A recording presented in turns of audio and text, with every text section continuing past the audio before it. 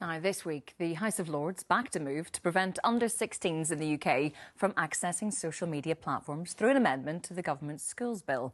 Now, while the government has indicated it will try to overturn that decision, they have launched their own consultation on a ban. Well, our second debate today: should under-16s be banned from social media? And joining me to discuss this are Jennifer Powers, former government special advisor, now director of the Unplugged Coalition, journalist and author Ella Whelan, and Cosima from FlipGen, an organisation set up to support the digital wellbeing of children and young people. Welcome to all of you. Thanks for coming on. Ella, I'm going to start with you because I think at the centre of all of this, the basis of all this, it's protecting children, OK? So we think of that, what's already in place. We've got protections around alcohol and drugs and gambling.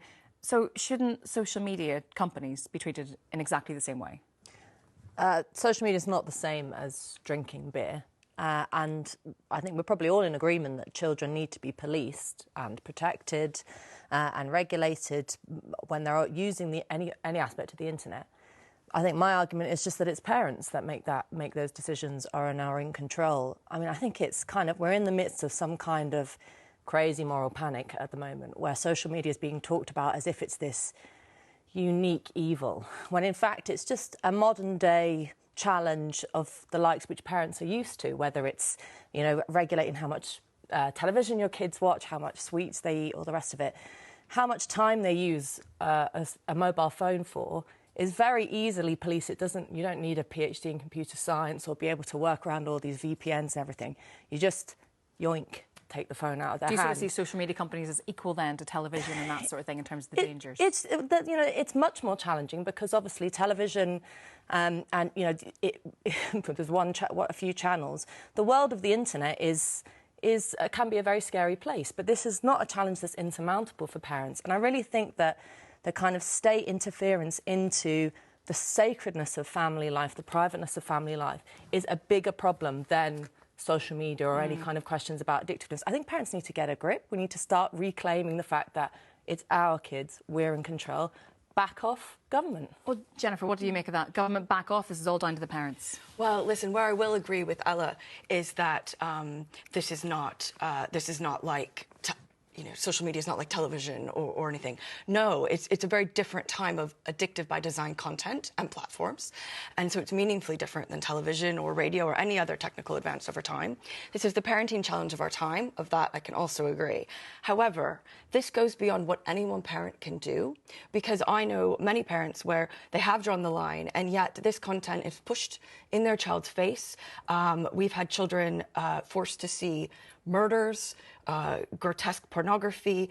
It's beyond what anyone can do in their family. It's a class of collective action problem. And, I really want to push back against this moral panic claim. I think that's absolutely wrong because we have the evidence. It's a significant and growing base of evidence that shows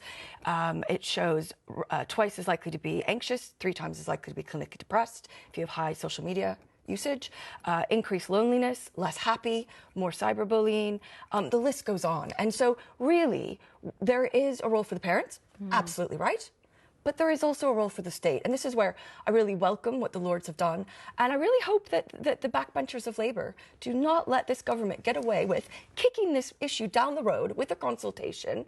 The parents of Britain want action now. Well, this is what's interesting. What do the parents want, Cosima? Because depending on who you ask, you get a very different response, don't you? Even this morning on Sunday with Laura Kuenssberg, we heard from 2 bereaved mothers, including Esther Jai, of course, saying that any delay to a social media ban for young people could mean more and more children are being harmed. I think from my end as a young person, I'm 19, I have advocated in this space for quite a few years. I started when I was 13 and I'm also a researcher at UCL.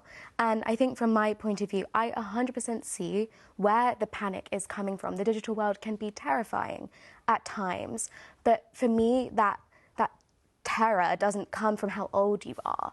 I, last year, despite, all of my work and everything, fell down the trap of eating disorder, influencer content, and the pervasive harm that comes with that. But I was over 16. And so when it comes to sort of the government action, I think that a blanket ban is a really blunt approach that doesn't quite get to the root of the problem, which is the fact that the content is there at all. And I think that in terms of, what is classed as legal but harmful content, eating disorder content, suicide prevention, things like that. I think that those pieces of content, it doesn't matter how old you are, it's really harmful. That needs to be addressed. But I think a blanket ban doesn't quite get to it. So what would be the answer then in that case? If not a blanket ban, you know, who's responsible? The parents, the young children, the schools, education, you know, where... Yeah, I think that the responsibility is shared. I think in terms of the government's responsibility, I think they have a job to empower parents with the information they need to understand the digital world so that they can parent their children, because that is their job. But I don't think they can do it alone. I think that some effort needs to be made to get rid of the most harmful content, which isn't quite being done properly at the moment. It's really interesting that this new, because we had this discussion with the Online Safety Act. Yeah. This new discussion about the ban, if you look at the government's press release, it's not really to do with content, you know, seeing horrific things online. It's actually mostly about infinite scrolling, the streaks and the rest of it. It's about time on social media.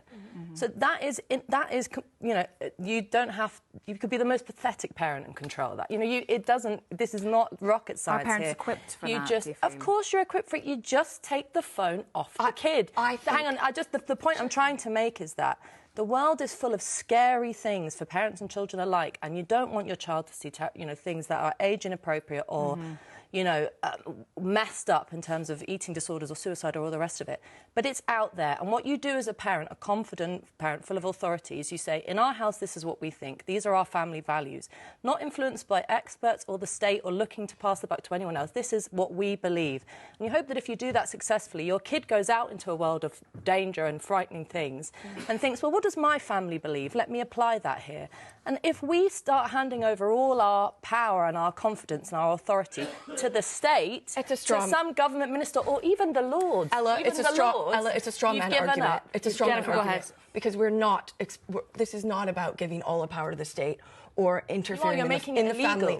Listen, the ban is not an appropriate word. I fall into the trap sometimes of using the word ban as well. If we're talking about the Australian model, it's actually putting an onus back on tech companies to stop children from having their own accounts. It is just one piece in the puzzle of protecting our children. They can still access the content via a browser. How would it be enforced? The onus is on the tech platforms. But they don't make. If they don't make, we can't trust them to get rid of the harmful content. How can we trust them to remove it? The platform has to make all reasonable efforts, because they are putting, in Australia at least, they are putting sanctions so that the tech companies. We know it's worked already a month in Australia, because 4 points. A month. Come on, 4 points. Be in reality, a month. If I can just get in the fact. There, so we have very little information to go on of its success. No, but we do, because we know 4.7 million accounts have been deactivated within that age group. So the issue here is not that it's the whole picture. I think we still need to talk about devices. There's still a role for parents in this. But this is a meaningful effort. It's a modest effort, but it completely reframes the debate and makes smartphones and social media platforms and devices for adults, and sends a very clear message to parents and to kids that they're not appropriate for children. Sends a message. And I think that's a wonderful, wonderful. We're not the thing to do. Cosima, can I ask, what age are you, Cosima? I'm 19. So you're 19. Yes. So, you know, you're aware of some of what is available out there, and maybe some of your friends who've been affected by this. And when we talk about, you know, the impact that has on you, would it have helped not, you know, if you were, say, 15, 14 years old, not being able to go onto these apps, or would you have found it elsewhere? I think people would have found it another way. Okay. I think the problem is that when we take away the mainstream platforms that we have some control over, that have some guidelines, though not perfect, that are regulated, we run the risk of pushing young people into fringe platforms. And I don't mean the dark web, and I know that's been talked about. I mean that forums and things like that have no restrictions. I think it's a really... Well, if I was 14, 15 and social media had been turned off, OK, some things I wouldn't have come across. I would have seen them elsewhere. I think the problem is that the content is there in the first place. That's not a good enough argument, because, you know what, we have speed limits. Because we think that it's not the same as cars, because... Cosima, let me finish my point. We have speed limits because it makes everybody safer. Does that mean some people don't break the speed limit? Yes, of course they do. But we still have rules, because we set down rules all the time. When is it appropriate for children to join the army or get married? By design, but you can make the internet safer by design, and I think that's the root of the cause. And when and if it becomes more important, safe, I think that we have to really focus on making the platforms safer, so the parents can take back control and they can parent their children. At the moment where we are, they're struggling because there's so much harmful content. I think the platforms need to be safer. Parents need to be given the information, be that through civil society, the government helping. This is so that is what they can do. It has to be holistic. We are aware of, statistically and anecdotally about what damage is being done to children through social media. So at what level then, Ella? What level do you feel? What level of damage would justify state intervention?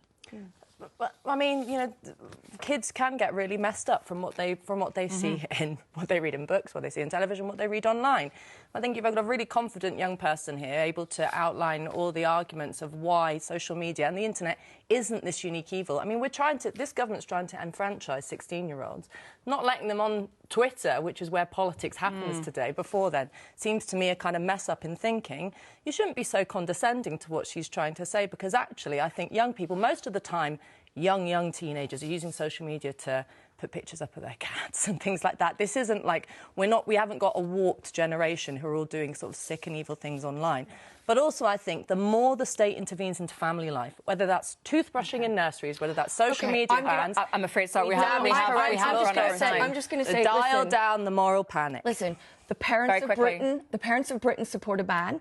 I appreciate both your viewpoints, but in reality, the vast majority of parents and young people want greater restrictions on social media, and I urge the government to bring them in. Okay, thanks very much. We'd have to leave it there. We can continue this on social media if you want.